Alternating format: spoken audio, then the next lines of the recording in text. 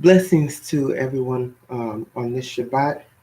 What's today's date? It's June the 8th, 2019. And today I picked as a study topic that we would talk about Moses and Yahwism. Um, you guys will notice that we talked about the patriarchs and how the patriarchs were connected to El. And that in the original Yahweh version, they're not even mentioned because they're not important. And there's something that has to be said about that, um, because the the original Yahweh version, in my opinion, was written by the Kenites, and the Kenites did not care about the genealogy of um, of Abraham, Isaac, and Jacob. They didn't care about Israel. What they did care about was the worship of Yahweh, and that's why they talk about Cain and they talk about and by talking about Cain, they talk about the origins of Yahwehism and the worship of Yahweh. Um, but they don't really care about uh, Abraham, Isaac, and Jacob because that genealogy does not matter. And so my stance on that, many Torah observant people are into the whole I am Israel thing, I am Hebrew thing, and we don't get into that because you can worship Yahweh regardless. A lot of people think that Judaism worships Yahweh the correct way. Christianity worships Yahweh the correct way. Islam worships Yahweh the correct way. Shalom, Matthias. Blessings to you, brother. Shabbat shalom. I don't say that. Shabbat shalom. Not for, there's no certain reason. I say Baruchot. So blessings to you. I like to bless people, not just give them peace, you know. Y'all know I'm being petty. Y'all know I'm being petty. My she's gonna pass through. Let her know that I'm live. So we don't really care about being Israel. We don't care about the difference between Jew and Gentile. That's not important to us. That was important to the Jewish people. And we understand that the disciples, the apostles, were Jewish, but we're not. And so they understood the reason why the apostles had to mention the whole thing about Jew and Gentile was because they were Jewish and that was the surroundings they were living in. But Yeshua did not really care about that difference. And so it's very important that we not get into that, nationality thing, that you have to be a certain nationality to be correct. That's not correct at all. So I'm gonna give you a minute to think about that.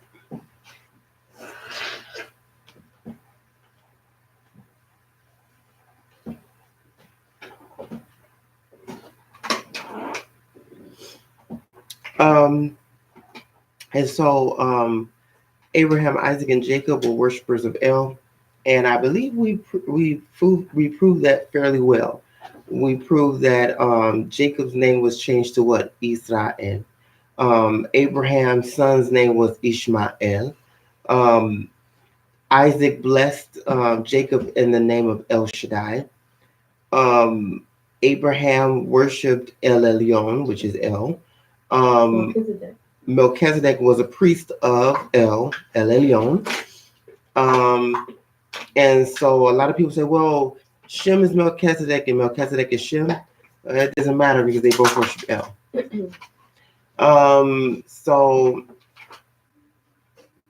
Who else? We see that Jacob worshipped El. he named the place where he encountered God as Bethel instead of Beth Yahu, Bet Yahu, or Bet Yah or something like that. And he frequently called on El Elohe Israel. So El, the God of Israel. And so El was the God of Israel, according to Genesis, according to the book of Genesis.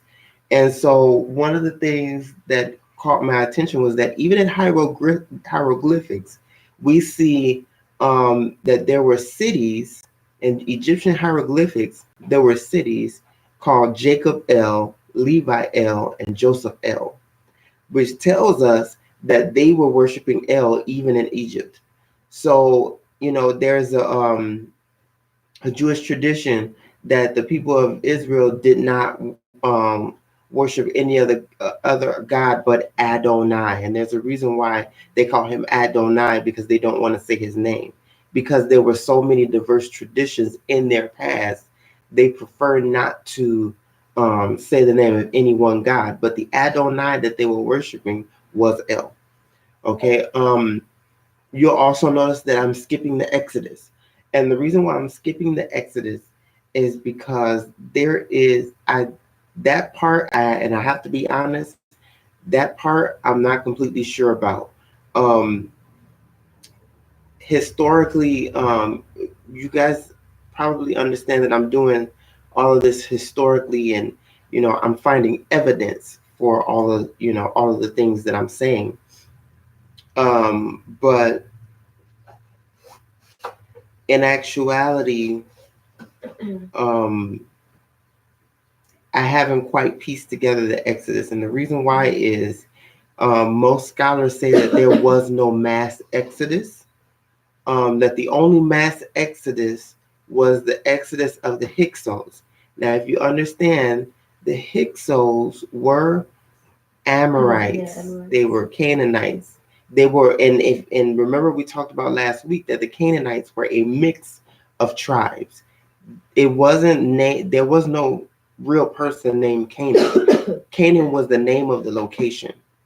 Okay, and that's one of the things I learned from the Egyptian hieroglyphics. Also, it talks about the land of the Shazu of Yahweh. So it wasn't that the people's name was Shazu, it was that the land's name was Shazu. So Canaan was the name of the land, and all of the tribes that had mixed in that place, they were a mix of Hittites, Syrians, Mesopotamians, uh, Egyptians, and Babylonians. And so everybody that was in that mix was considered a Canaanite because they lived in that land. Now, I also said last week that the patriarchs are following the migration patterns of the Canaanites. The Canaanites were they came out of Mesopotamia, where Abraham is from. I gave you the verses last week that Abram was a Amorite who was already in the land, one of the tribes in Canaan, and then Sarah was a Hittite, which is also one of the tribes that was in Canaan. And so they follow the migration pattern of the Canaanites, of this diverse group. And so one of those migration patterns is the migration of the Hyksos. When Jacob goes down to Egypt, he's not going on his own. He's going with other. He's going with other. Aishu, blessings to you, sister. Blessings to you, Aishu. So when Jacob goes down into Egypt, he is going with Canaanites. It's doing a great job. Genesis does a great job of showing us, even though it's hidden, that they do a great job of showing us that the Israelites were migrating with the Canaanites. Chapters 37 to about 45 tells us that there was a famine that overtook Egypt and Canaan. And so when when that famine hit, all of the nations were headed toward Egypt because they wanted to survive. And so that is that Hyksos migration. Jacob was also a part of that migration, but the story wants us to think that the reason why the Israelites ended up in um, in in Egypt was because God brought them there. Um, because um, God had provided Joseph to go ahead of time, and that may be the case. But at the end of the day, they were migrating with all of the other Canaanites that were going into the land. And so my theory is that just like they migrated into Egypt with the Hyksos, they migrated out of Egypt with the Hyksos. Um, the Hyksos were that migration group that came during the famine, and they eventually, one of the Hyksos eventually rose up to become Pharaoh. And it would make sense why Joseph would be placed at the right hand of Pharaoh if that Pharaoh was a Hyksos. It was yeah, because they took over, they slaughtered all the Egyptian princesses and stuff. Mm-hmm. And so it would make sense why Joseph would end up at the right hand of Pharaoh. Um, and so that's something that we have to look into the text. This is called textual criticism, contextual criticism, because we're looking into the text to see the things that are hidden in the text. And we don't usually, when we're hooping and hollering about, how God brought Joseph and how God provided and how God saved Israel and how God saved, Egypt, we overlook the details of their migration. And so I do believe that they migrated in with the Hyksos, they migrated out with the Hyksos.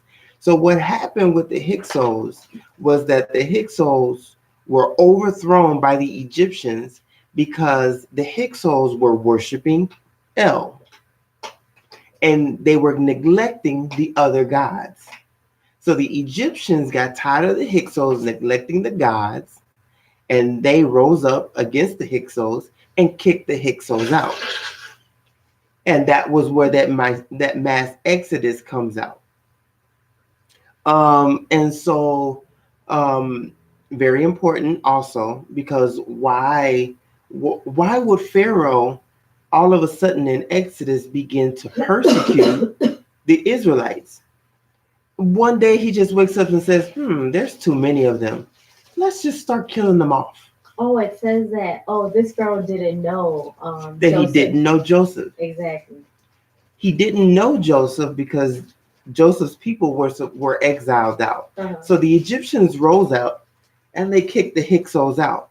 All of the Hyksos were supposed to be out, but there may have been some who had stayed, who were probably very poor, and they stayed in the land of Egypt. So what happens to those people? They don't want those people to take power again. So what do? They enslave them. They enslave all of the Hyksos that are left. And Israel may have been that portion of that tribe of Hyksos that were left in the land. Now, there are things in the book of Exodus that you should understand.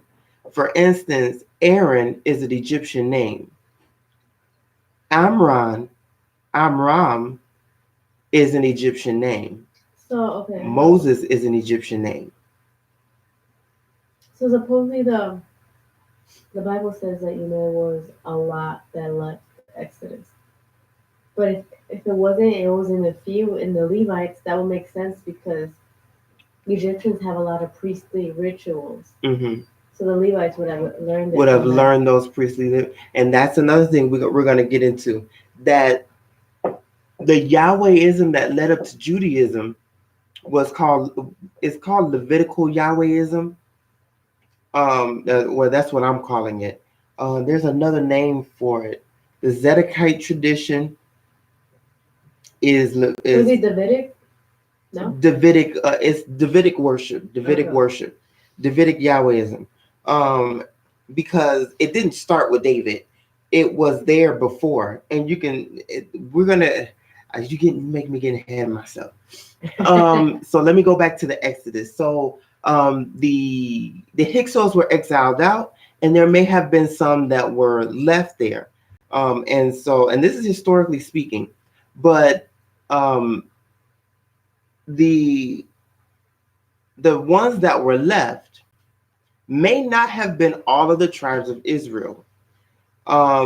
There are some people have noticed in the book of Judges and that it does not talk about the tribe of Levi, and it doesn't talk. It mentions the tribes, but it doesn't talk about Levi. And so the belief is that the Levites were left, that all the other tribes had left, but the Levites were still in Egypt. And like Sister was saying, the Levites are the ones who were doing the priestly rituals and everything. All of those rituals came from Egypt. Okay. And so the that may be the case. Another thing that has been noticed is that the numbers, the census that is done in numbers, are greatly swelled.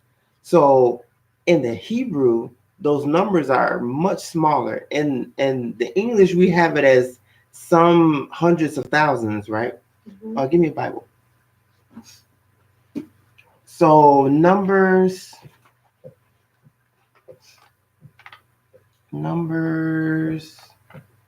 For the Pentateuch. I know. In the Pentateuch, really? I don't know where it is. No, no.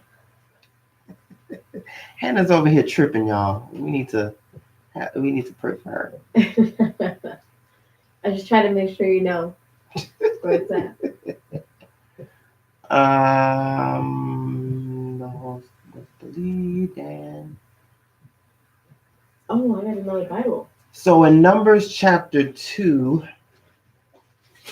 verse 32, it says, "These are those which were numbered of the children of Israel by the house of their fathers. All those that were numbered of the camps throughout their hosts were 600,000 and 3,550." So 603,550. That's a big number. 600,000 people leaving Egypt. Okay, 600,000. When in actuality, some of the Hebrew words are mistranslated, and the number may actually be about 6,000. So that's about the number of a tribe. Um, it wasn't 600,000 Israelites. It was probably 6,000 Levites, and maybe some stragglers from other. Well, it says that there were other people besides the Israelites that left with them. There were other, and that's in Exodus chapter 12. It talks about that there was a mixed multitude. Mm-hmm. So it might have been Levites and other tribes of Jacob, or Levites, but they weren't a big group. Okay, and so history seems to prove that. And so another point I was trying to make was that Moses is not a Mm-hmm. Middle Eastern name; it's an Egyptian name. Aaron is an Egyptian name. Amram, who is the father of um, Moses and Aaron, that's an Egyptian name also. But Jochebed is a Hebrew name. Jochebed is the name of Moses' mother. Uh-huh. Jochebed. But Moses was named by the Egyptian princess. Uh-huh. And Amram is an Egyptian name also. Aaron is an Egyptian name also. So maybe they were getting into the transition and trying to do away with their Hebrew culture, which means that they were trying to merge with the Egyptians, which still proves the same thing, that that they were, that they were mixing with the priests, with the Egyptian priests. And so that's something, that's worth noting. And so Moses is a short version of third Moses, who was supposed to be a pharaoh. The story of Moses is historical. Okay, the story of Moses is historical, and they found that Pharaoh had a sister who was also the co-reigning regent with Pharaoh. This sister had an adopted son, and he was supposed to be Pharaoh, but there was a falling out between the Pharaoh and his sister. Uh-huh. And so Moses was stricken out of the record. Like he altogether disappears. So his name wasn't Moses. His name was Moses. Okay. Moses was his pharaoh name. And so the story of Moses is legit. Now, here's something that we should think about. How did Moses start worshiping Yahweh? Mm-hmm. How did Moses start worshiping Yahweh? If he was an Egyptian, I mean. Moses was pure Egyptian. Raised Egyptian, taught Egyptian, was it?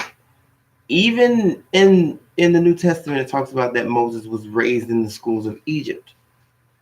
Okay? And so, how did Moses come into the worship of Yahweh? When he was surrounded by many gods, how did he come into the worship of Yahweh? Yahweh is not a Canaanite deity. Yahweh is a Kenite deity. And what actually may have happened was that the Edomites and the Midianites came in contact with the Kenites, because the Kenites were somewhere around the Edomite location in southern Judah, as a matter of fact, which is how you can see how the tribe of Judah came into contact with the worship of Yahweh, because the Kenites were there already. But the Midianites were known to have mixed with the Kenites. Now, how did Moses end up worshiping Yahweh? The Bible tells you. Go to Exodus chapter 2.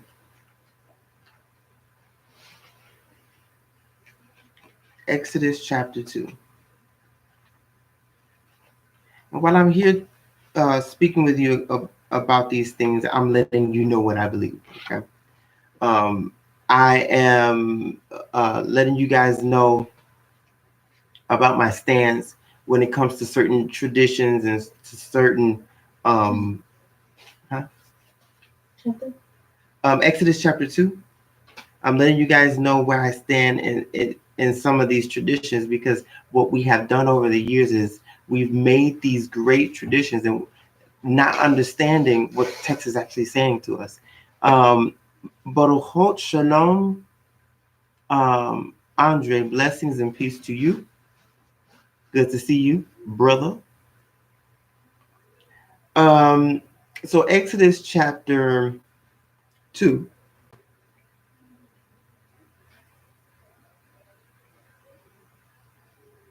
Starting at verse 15. Now when Pharaoh heard this thing, he sought to slay Moses. But Moses fled from the face of Pharaoh and dwelt in the land of Midian, and he sat down by a well. Now the priest of Midian had 7 daughters. Now that right there tells me that there's something omitted. There was something there that was not, that was eventually taken out of the text. So it says, now, and Moses fled from the face of Pharaoh and dwelt in the land of Midian. He sat by a well. Then all of a sudden it starts talking about the priest of Midian. who is the priest of Midian. Now the priest of Midian had 7 daughters, and they came and drew water and filled the troughs to water their father's flock. And the shepherds came and drove them away, but Moses stood up and helped them and watered their flock. And when they came to Reuel, their father, he said, how is it that ye are come so soon today? And they said, an Egyptian delivered us out of the hand of the shepherds. An Egyptian. Just so you know, Hebrews were well known. Hebrews were well known by that time. It didn't matter, just like you can tell what nationality a person is from. And this time, you could tell what nationality a person was from in that time. Okay, and so they call him an Egyptian, which makes sense. His name is Sir Moses. So, and he was adopted. He may have been a Hebrew. He may have been a Levite. Well, he was a Levite. And they said, an Egyptian delivered us out of the hand of the shepherds, and also drew water enough for us, and watered the flock. And he said unto his daughters, and where is he? Why is it that you have left the man? Call him, that he may eat bread. And Moses was content to dwell with the man, and he gave Moses Zipporah, his daughter. So Moses married the priest. Listen to that. The priest of Midian. Why is that important? Because that priest of Midian, and it may not be of Midian. I don't have my phone with me, so I can't look in the Hebrew. But it may be a priest in Midian. Priest of what? Because all of a sudden in Exodus chapter 3, he's hearing from Yahweh. So apparently, this priest was a priest of Yahweh. But instead of making the link here in the text that that the priest of Midian was a priest of Yahweh, like it does with Melchizedek, saying that he's a priest of God Most High, it hides the connection between the Midianites and Yahweh. Remember that the Midianites and the Edomites came into contact with the Kenites, who taught them the worship of Yahweh. The Midianites and the Edomites are children of Abram. Okay? And this is why genealogy does not matter here. Because we see that eventually, although Abraham may not have intended to, El had promised him that he would take the land of the Kenites. Well, the Edomites and the Midianites proved that they could not take that land because of the Kenites. The purpose was to wipe out that worship and to make El the Most High. But these people had a strange worship that eventually got integrated into Canaanite worship. So Yahweh became one of the gods when they figured out that they couldn't overtake the Kenites, and then the Midianites, and then the Edomites. So could it be that the spirit who spoke to Abraham knew what was going to happen? He was trying to get Abraham to wipe out the Kenites. Okay. And so that spirit of El wanted to wipe out the Kenites, because the Kenites had a worship that may have been at the time of Abraham contrary to the worship of El. Okay. And so what I want us to notice are the following: that Moses fled to Midian. Okay. Moses fled to Midian. Moses' father-in-law was a priest of Midian. Moses married the Midianite priest's daughter. Which says a lot. Which says a lot. I mean, it doesn't matter who you marry. Eventually, that person's customs, you can see that in the children, or even in that person. But and then a priest's daughter. A priest's daughter is important. Yes. That's very important. Why? Because the Levites were priests Mhm. and they were merging with the priests in Egypt. That may be where the Torah comes from. Well, you see um, a lot of Egyptian customs. And so these small details, and then you have Exodus chapter 3, where all of a sudden Moses starts hearing from Yahweh. Now, also notice that in Exodus chapter 2, let me find the verse. In verse 18, his name is Reuel. Reuel. And then in Exodus chapter 3, his name is Jethro. Both of them are the father-in-law of Moses. Can you do me a favor? Go in and get my phone. Oh, never mind. Here it is. I'm going to the bathroom. I'll watch you come over there. So let me go into, because there's another place where it talks about Moses' father-in-law, and I want you guys to understand that there's a lot of controversy even about this. Okay, so hold on. Okay, in Numbers chapter 10.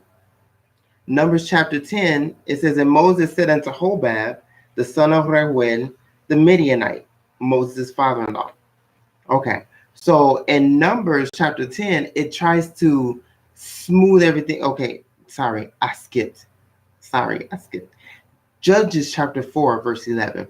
It says, now Heber, the Kenite, which was of the children of Hobab, the father-in-law of Moses. So now there are three names for Moses' father-in-law: Hobab, Reuel, and Jethro.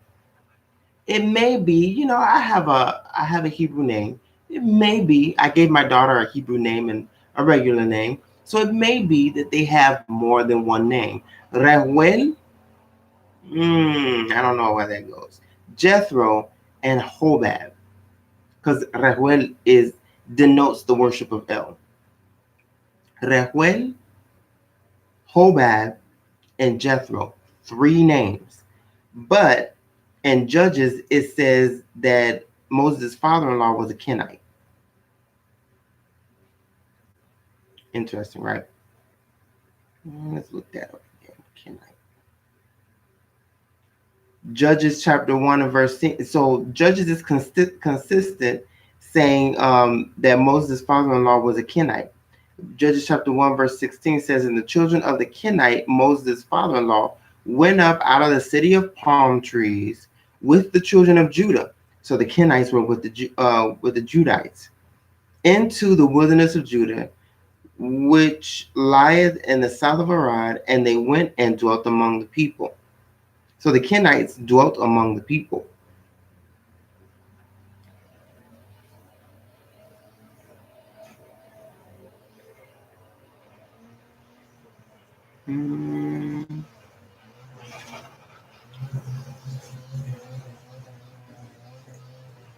First Samuel 15 and 6 tells us that the Kenites were among the Amalekites.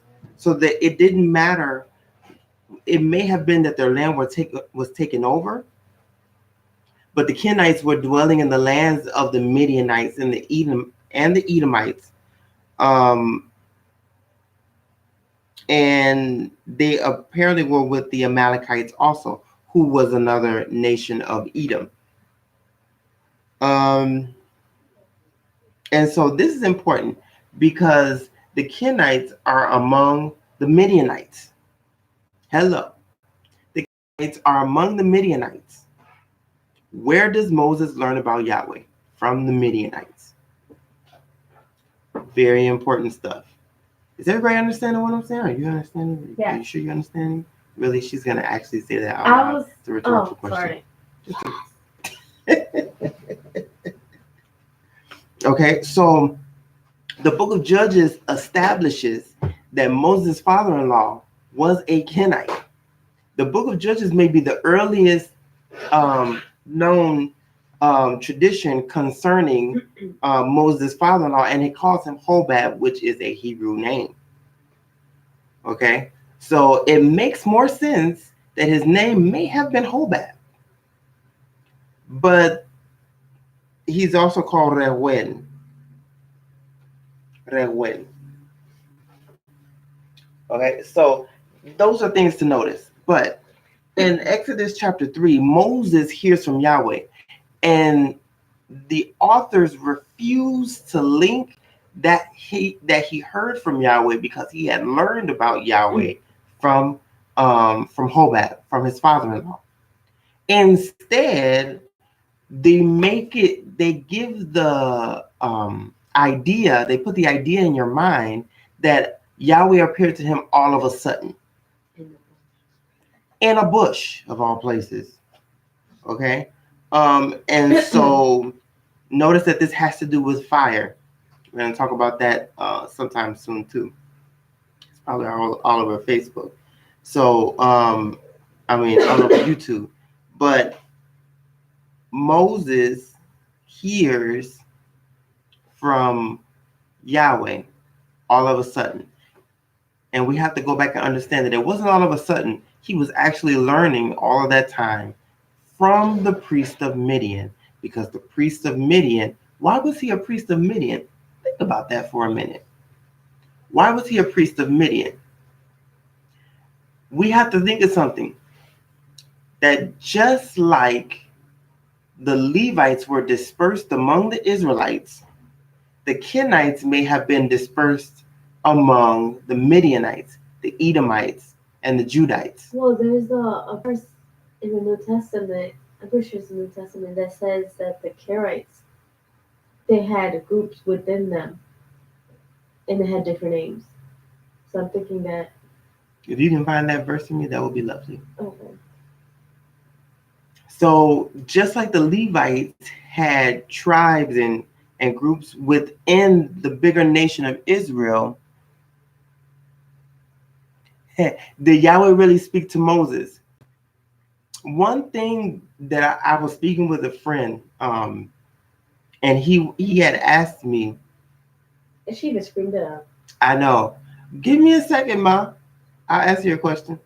She's screaming at me. That's my wife, Sidi Shaji. So I was talking to one of my friends, and he asked me, I think it's important. He was saying that he thought it was important that in Moses' time, God was speaking on the mountain in fire, and he's speaking in this outward sort of way. But now he seems to be speaking in an inward type of way. And the book of Hebrews seems to note that transition also, because it talks about before he would speak through the prophets, now he's speaking through his son. So there's a transition in the way that Yahweh reveals himself. And one of the things that he noticed was that Yahweh evolved as the Israelites were evolving. And so the last one.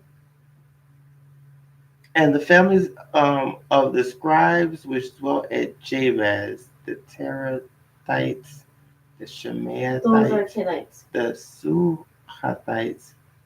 These are the Kenites that came of Hamath, the father of the house of Rahab. So the Rahabites are also Kenites. Okay. And the Rahabites are mentioned in First Chronicles. And also in Jeremiah, because they were different and their worship was different from that of the Judites. Mm-hmm. And that's very important because their worship was different from the Judites. They may have been the Nazarites also, because the Nazarite, that Nazarite vow is not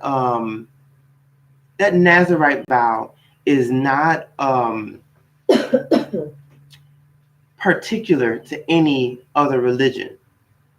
People who decided to grow their hair, Everybody else, the Egyptians would shave their heads, but these people were growing their heads. So that tells you that there is something contradictory between the Yahweh worship and um, and the rest of the Levitical style worship.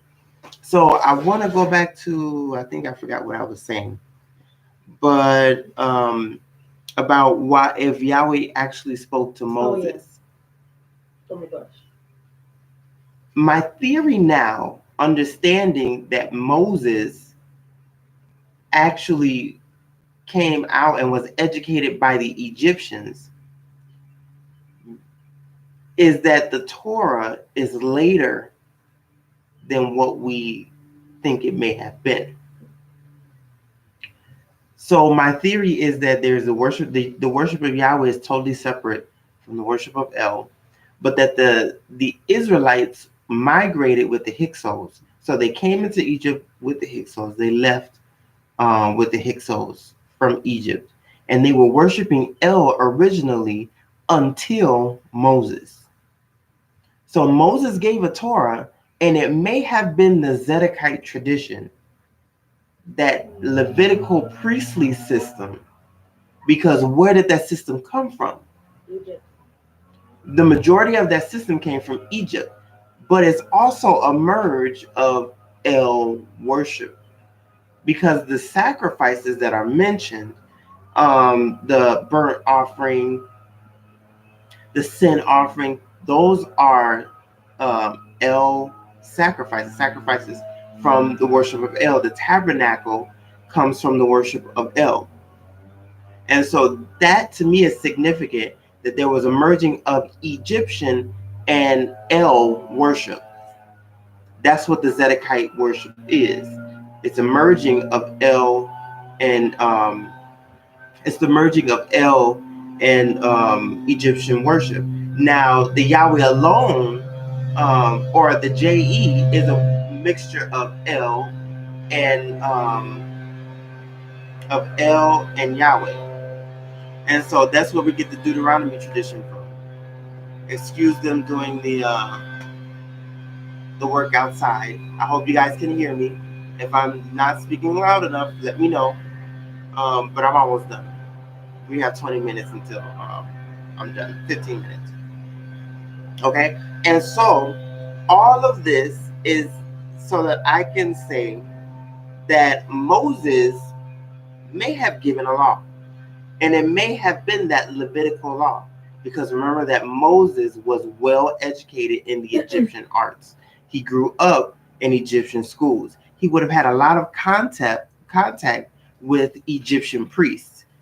Okay. Not only that, but there's also a text that says that Joseph married a priest's wife.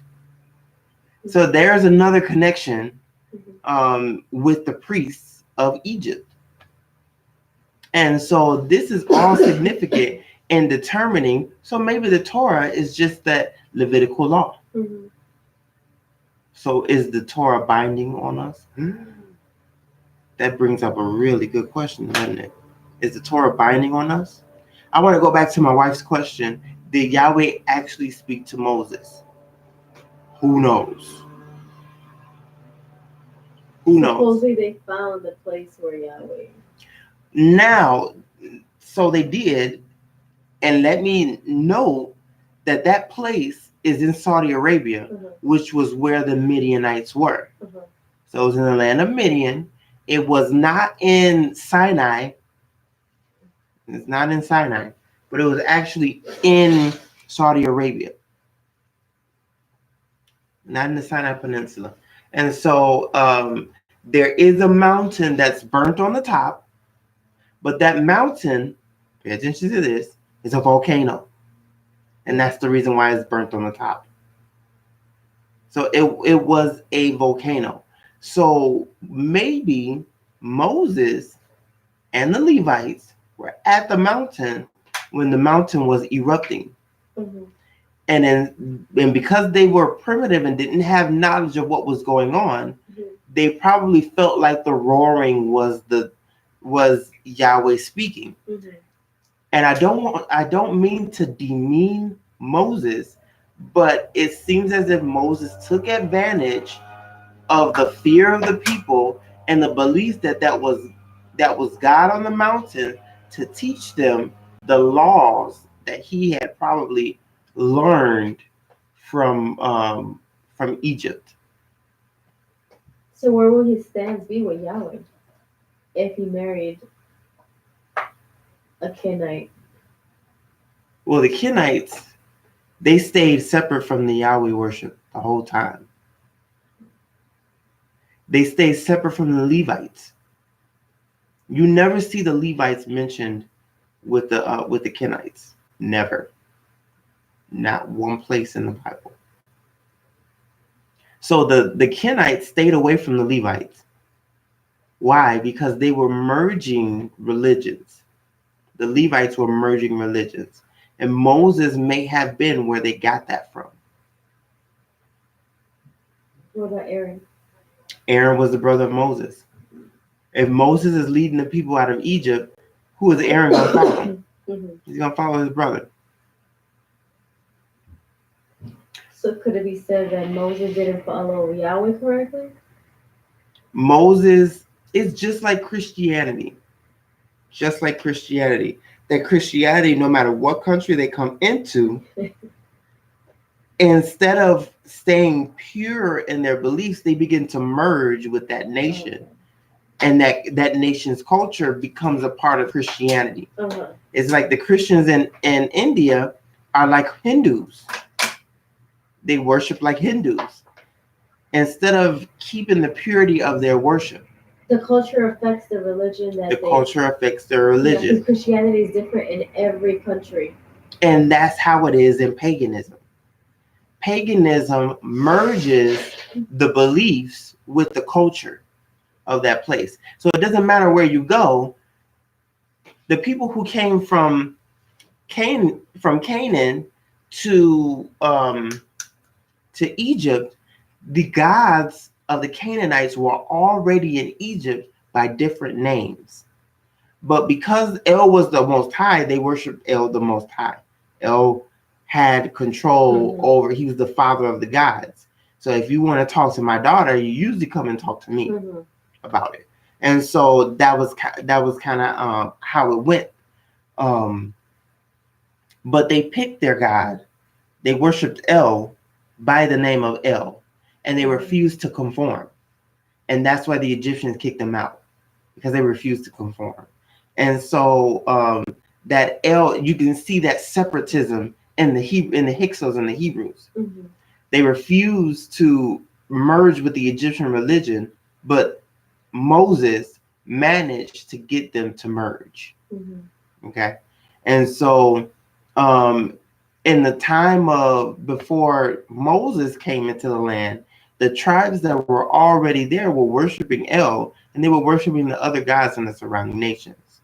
So instead of them being combative, saying, well, my God is the only God, they say all of the gods live in a council. We're going to make up stories about them in the midst. If Yahweh did not speak to Moses, how did the plagues happen? Good question. The plagues were, and I hate to diminish Yahweh and the power of Yahweh, because I worship Yahweh. I worship Yahweh alone. But the plagues were a result of natural occurrences from that same volcano. Yeah, I was watching a documentary on that. Mount Sinai. About how everything happened. The plagues one after another. So all of the plagues did happen, but it wasn't because, Moses did all of these plagues by the power of God. No, he did it by natural means. He didn't do it at all, but it happened by natural means. And it seems like Moses takes advantage of what's going on and say, oh, this is my God, to prove that his God is more powerful than the gods that he's opposing. And so, but now we don't hear a mighty voice of Yahweh. There's a lot of knowledge. All of this is coming about by research What was I gonna say? that we're talking about. It's interesting that Yahweh would choose, Moses, because Moses being the adopted son of a What priest? princess, they Mm-hmm. are well educated in all religions and every aspect of what's to come. So when he came to, and learned something new, his mind is different from a common person who just believes in the same thing. He adopts. Exactly. He adapts to what he learns. And that's what a lot of intelligent intellectual people do. They grab whatever they can. Yeah, they do. And so that's something that needs to be noticed. When we think of the Bible, we think everybody in the Bible that Yahweh used was ignorant, that they were not educated. Moses was very well educated, and he knew how to capture what he wanted to capture. He knew how to, get done what he wanted to get done. And so he also knew how to take advantage of opportunities. He took the knowledge of the place where he was and he used that to influence the people that were with him. And that's what Moses was. He was an opportunist. Not that we want to diminish him in any way, because Judaism knows him as a great prophet, but he was also a very well educated Egyptian. He knew priestly customs, Egyptian priestly customs. And he brought those Egyptian rituals into the worship of Yahweh. So you have the Yahweh version, tradition. You have the El tradition, was just Yahweh. The Yahweh version is just Yahweh. The El tradition is just El. Then you have the Yahweh alone tradition, which is Yahweh and El. You have the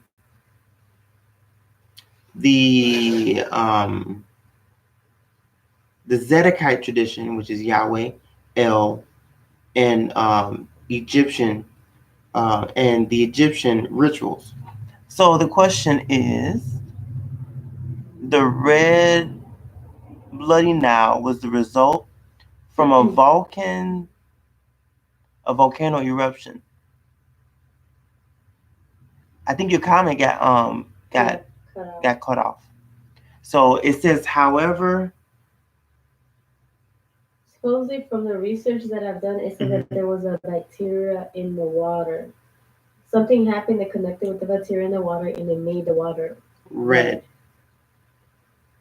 That's why the animals in the water were dying because of the bacteria. So the animals if the water turns into blood, something has to be dying. Exactly. So something was dying in the water. And Moses used that as an opportunity to say, look, Yahweh is judging your God.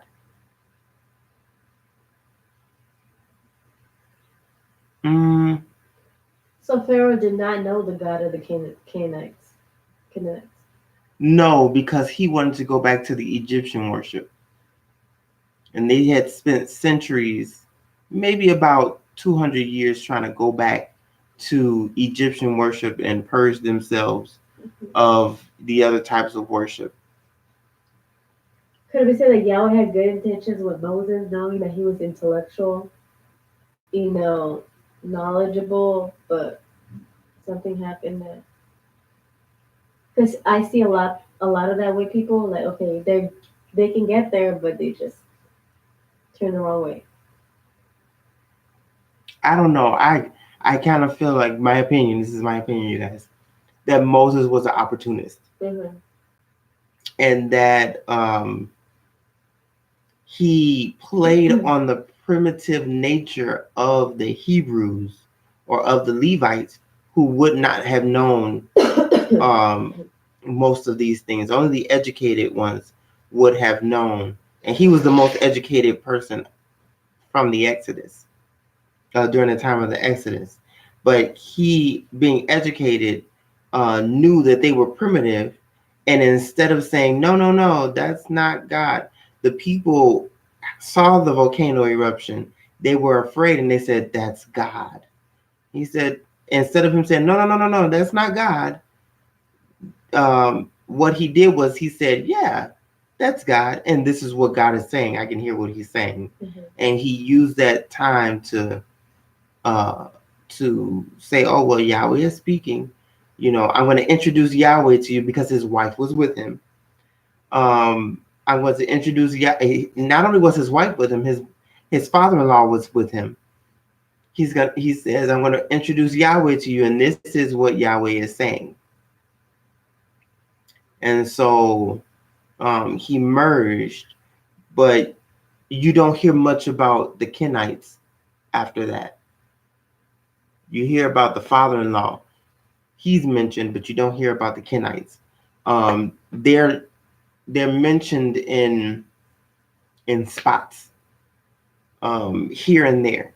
And so, because of that verse that you gave, Hannah, I'm going to send me a message with that verse, or send it in the group message, Okay. So that I can look at it, because those places I want to see what else is mentioned about them in the scriptures, so that I can get I might be able to get a good grasp of what the Kenites were and what they did do. Mm-hmm. The Rahabites, being Kenites, they were very different from the people of Judah. In Jeremiah, it talks about that their rules were different. And so maybe this week I'll be doing a study on that. And this is just the conclusion of this whole Moses, Moses and Yahwism, letting us know where Yahwism came from. The Yahwism that Moses taught to the Levites was not the original form of Yahwism, but he took Yahweh, merged him with Egyptian and Canaanite cultures, so that he can get the attention of the people. No. Sorry. Let me correct myself. I'm sorry. I have to correct myself. Oh, Matthias, I'm still waiting on the rest of that comment, because it cut off after however. But the Levites were militant. The Levites were very militant and very strong, that El should not be worshipped among the Israelites, but Yahweh should be worshipped among the Israelites. And that their style of Yahwism was the way that Israel should worship Yahweh. So the Levites were militant. They were a militant tribe that forced the worship of Yahweh by sword. So could it be said, okay, he learned about Yahweh, but he used force? Better said than saying, he strayed. It was more like he used the Egyptian style, which is force by force, say, but you're gonna worship Yahweh. Okay. And so this is where we get the story of Joshua from. Yeah, all he did was go to war. It's a story about war, right? They're basically warring, and they're warring against the people who refuse to worship Yahweh. Now, this may mean, because according to the Yahweh alone tradition, anybody who worshiped Yahweh was an Israelite, and anybody who didn't was a Canaanite. Okay, and so the Levites established that those who were worshiping Yahweh were Israelites. So this is where that whole mindset that you have to be Jewish, or that you have to be an Israelite to worship Yahweh came from. That goes back to when the Levites came into the land. They wanted to separate themselves from the rest of the tribes. Anybody who was worshiping Yahweh were the chosen people, the people of strength, and anybody else were Canaanites who Yahweh really wanted to get rid of. So Matthias says this can happen through toxic metals from. Can you read that? Because I can't. This can happen though through. So, through toxic metals from erupted dust after fallout. Hope this makes sense. Complex topic. True. Yeah, it's a Yeah, very scientific topic. exactly. Yeah. That the Exodus was not. mm, I don't want to say it wasn't the hand of Yahweh, but we believe that Yahweh created the heavens and the earth, or at least Genesis chapter 2 says He created the earth, and that Yahweh created the laws of nature is what I personally believe. And through the laws of nature, Yahweh was able to deliver the Levites. But why would He have wanted to deliver the Levites in the first place? I think Moses wanted to deliver his people, his tribe, his parents' tribe, from slavery, and so he did it in the name of the God that he had learned of. And because they didn't have customs of their own, he replaced that they did not have customs with Egyptian customs and Egyptian rituals. And so, again, that really makes Moses into an opportunist. And so the law of Moses may just be an it may just be the Zedekiah law. And we have to, that's the way about the temple, about the cleaning, which is pretty much found in Catholic churches. The strictness of you need to do this, the Holy Communion, this and that. Because all of those, the circumcision, baptism, they all come from Egypt. And so that's the conclusion that I come to, is that Moses was an opportunist and he wanted to deliver his people. And he saw that volcano as an opportunity, not only to deliver the people out of Egypt, but to bring his people into the worship that he had gotten into. I believe that he may have learned about the original form of Yahwism, and he didn't, it was incomplete to him. And so he added a few things. But then there's that you should not add or take away from the things that I'm teaching you. And so yeah, okay.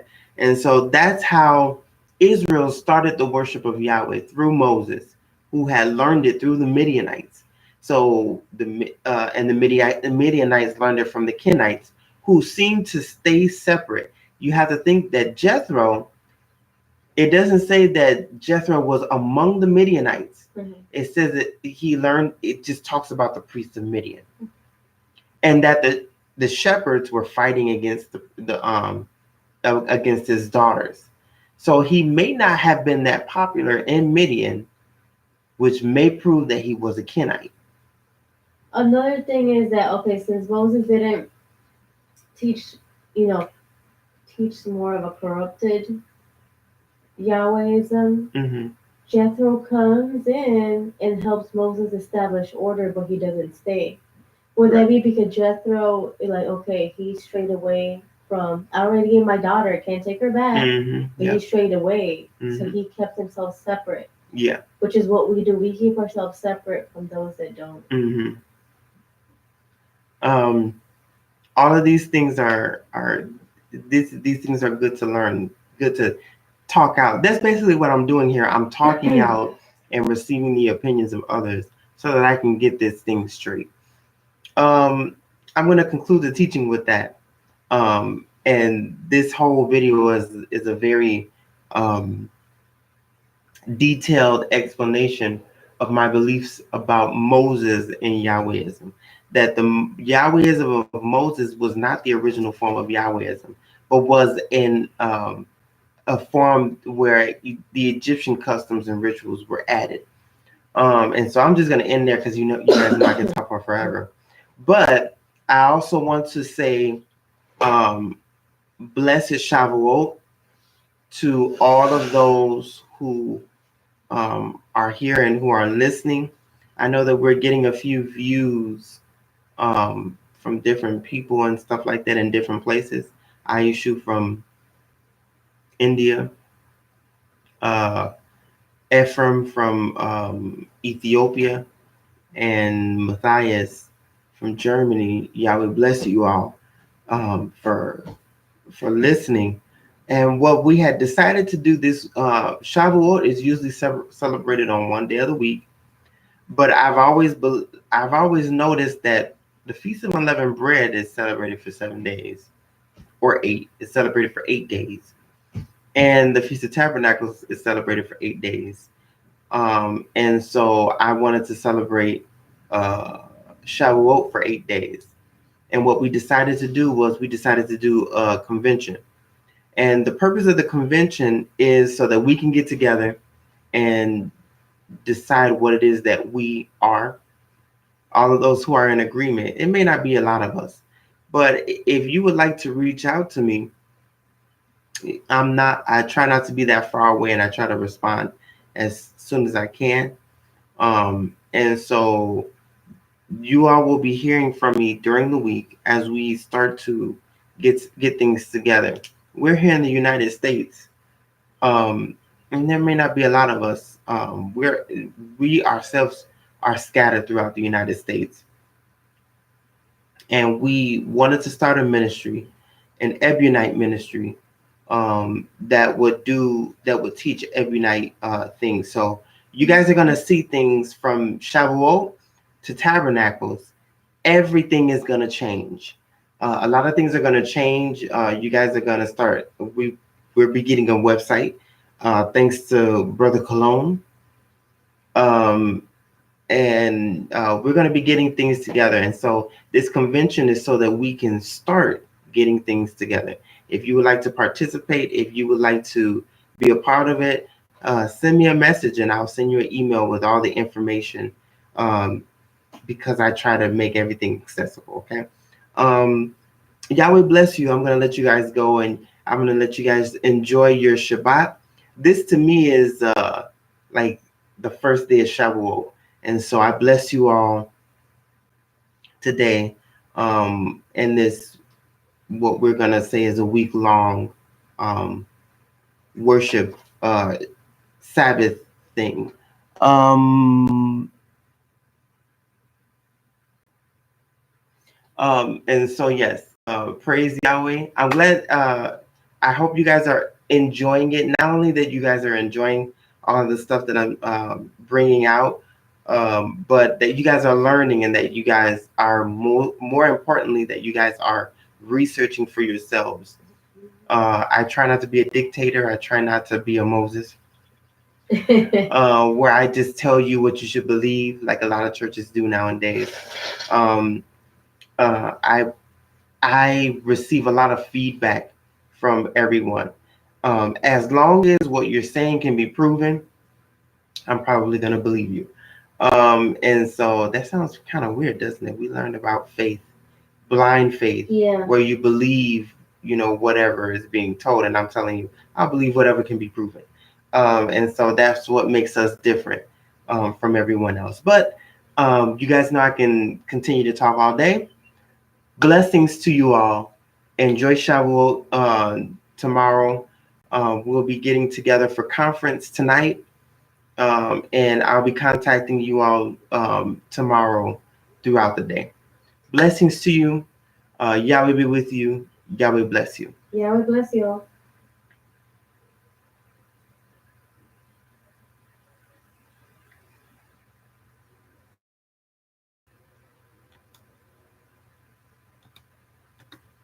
I was trying to see who all.